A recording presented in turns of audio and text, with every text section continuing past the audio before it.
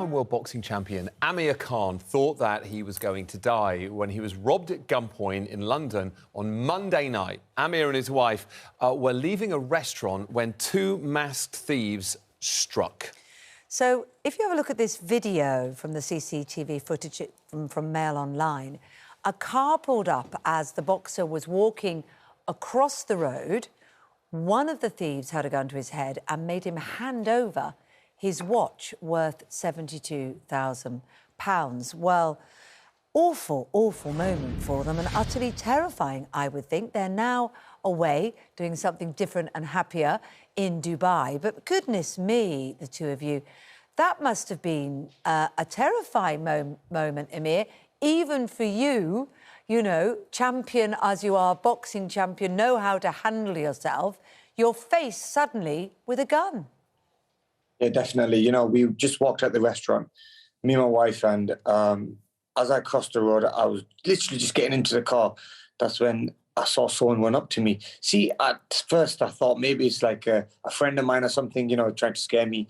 But when I saw the gun and he put it literally in my face, I'm just meeting the friends and the people from the restaurant as I was walking away with Faryal.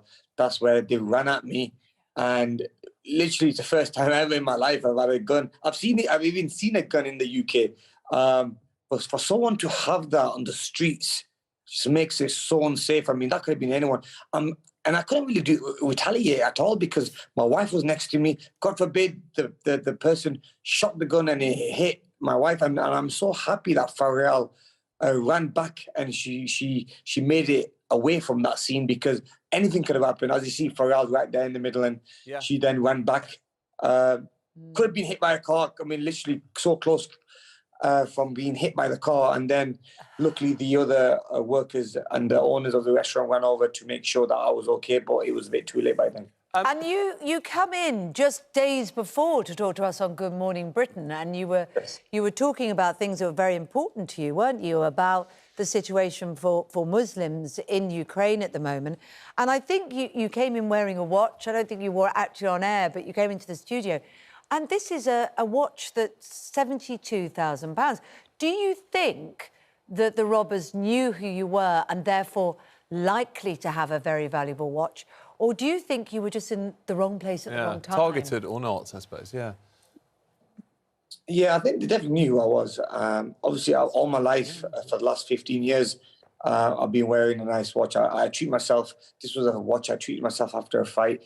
You know, I go out and about, I meet fans, and I'm never, ever said no to anyone for a picture. In the restaurant, a lot of people came over to me for pictures and stuff. But then, you know, you don't know if you've been set up. If someone saw me wearing the watch and said, you know what, he's got an expensive piece on him, you can take that off him. It had to be set up, because for someone to get a gun, have a car ready, and then to know the timing of me leaving the restaurant and to be there at that same time, it can't just happen like that. So there's a lot of questions out there, but look, it's what it is. The main thing is that we're both safe. Can I ask you how you feel about... You're wearing a diamond-encrusted £72,000 watch. Now, you're free to do that. No one's saying you're in any way remotely responsible for what happened. Someone attacked you. How do you feel now, though, about wearing very expensive items like that out in public? I mean, me and Faryal was talking about that, and I'll let you answer that, Faryal, because she's really against me wearing stuff like that, really. Yeah, you know, you work hard, so you should be able to treat yourself, but I think Amir sometimes forgets that he could get targeted. You never, ever... You don't know, you never think this would happen. So it's a really big wake-up call. I don't think you can really walk the streets of London wearing expensive watches. You know, even after it happened, I was still in London for another 2 days, and I was walking around, I was very scared. I was thinking, I've not got a watch on me now. God forbid someone comes at me in the alleyways. And I do honestly feel very unsafe when I'm walking around London, England, because it is very dangerous out there. And I just hope that anyone else and everyone out there, please keep safe and stay safe as well. And it's frightening, Amir. It's very frightening, and we'll come on to what you think should be done about it in a moment. And the fact that you're saying it's frightening with, you know, what many people would see is a couple of powerful weapons in your fist. Faryal, I want to ask you, you know, you must be so relieved that Amir did the right thing and handled that so sensibly. Were you worried for a split second that he might try and fight back? Because, you know, that would have been a frightening thing to do, and I'm not what anybody would recommend, but a thought must have crossed your mind. I think I did the right thing by stepping away. I think if I was to get in the situation and they did something to me, Amir would definitely have to then fight back, and it would have turned mad, you know? So I think I did the right thing by screaming, saying there's a gun, running off and trying to get help. And you know, I have kids, I'm a mother. Before anything, I'm a mother, and God forbid anything was happening to Amir and then me, you know, what would happen to my kids? Because Faryal's been getting a lot of hate on social media saying that why did Amir's wife run away from the scene? I'm so happy she did, because God forbid she was there. That might, I mean, things could have changed, you know? The thing is, I couldn't fight the gunman. I couldn't do anything different, you know? I couldn't get in front and get shot as well, or that's when a man then feels like he needs to protect, right? So I think that would make it worse. Yes. So I think it's hurtful when you hear comments like that. No one would know how it feels or how to handle the situation any different, because they haven't been there, you know? Yeah.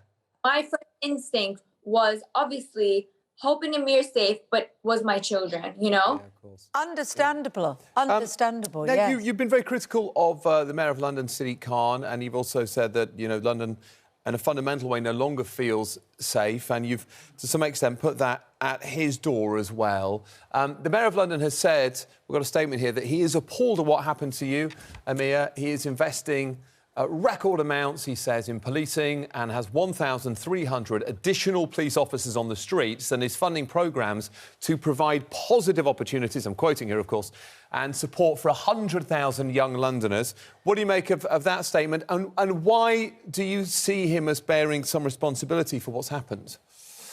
Look, a lot of pressures on the London Mayor, and obviously Sadiq Khan came to my last fight in Manchester, and obviously we've known each other a very, very long time. But as a person that he's looking after London, we have to, you know, put these points across.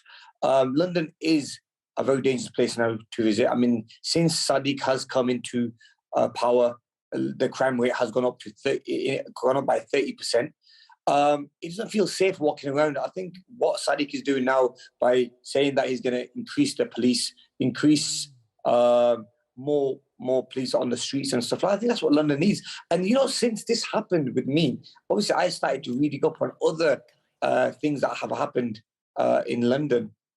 People have died, people have got killed, and that could have been me just a couple of days ago. That could have been me who got shot. Imagine I got shot, I died. I got a family behind. I've got a wife. I mean, I got, you know, parents, and it just puts me in a very difficult position. That's why obviously I was a little bit angry when I had a go at Sadiq Khan, but I do still feel that, you know, it is getting very, very hard to live in London, or very hard to even visit London.